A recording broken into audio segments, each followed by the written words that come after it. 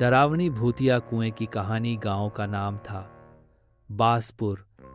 एक छोटा, शांत लेकिन रहस्यमय गांव। गांव के एक कोने में एक पुराना, सूखा हुआ कुआं था जिसे लोग भूतिया कुआं कहते थे। कहते हैं उस कुएं से रात के समय औरत की चीखें सुनाई देती थीं। कोई हिम्मत करके वहां गया तो कभी वापस नहीं लौटा।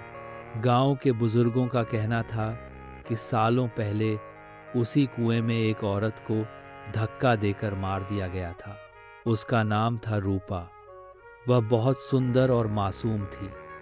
गांव के जमींदार का बेटा उससे जबरन शादी करना चाहता था, लेकिन रूपा ने मना कर दिया। गुस्से में आकर उसने एक रात रूपा को कुएं में फेंक दिया। तब से ही हर पूर्णिमा की रात कुएं से अजीब अजीब आवाजें आने लगीं। कोई कहता कि उसने एक औरत को लाल रठब की साड़ी में कुएं के पास बैठे देखा, तो कोई कहता उसने रोने की आवाज सुनी। गांव के लोग उस कुएं के पास जाने से डरते थे।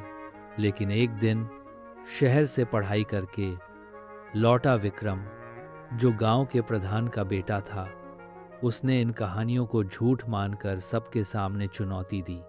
भूत वूत कुछ नहीं होता, मैं आज रात उस कुएं के पास जाकर रहूंगा। लेकिन विक्रम नहीं माना। वह टॉर्च और कैमरा लेकर रात को अकेले कुएं के पास चला गया। रात के 12 बजते ही हल्की हवा चलने लगी। अचानक टॉर्च की लाइट बंद हो गई। विक्रम ने देखा कुएं के पास एक लाल साड़ी वाली औरत खड़ी थी। उसके बाल बिखरे हुए थे, चेहरा धुंधला और आंखें लाल थीं। वह बुदबुदा रही थी, मुझे इंसाफ चाहिए, मुझे इंसाफ चाहिए। विक्रम डर से कांपने लगा। वह भागने की कोशिश करने लगा, लेकिन उसके पैर जम गए। तभी औरत ने उसकी तरफ देखा और चिल्लाई, तू भी उसी जमींदार की औलाद है। विक्रम जोर से चिल्लाया और बेहोश हो गया। सुबह गांव वालों ने उसे कुएं के पास बेहोश पाया।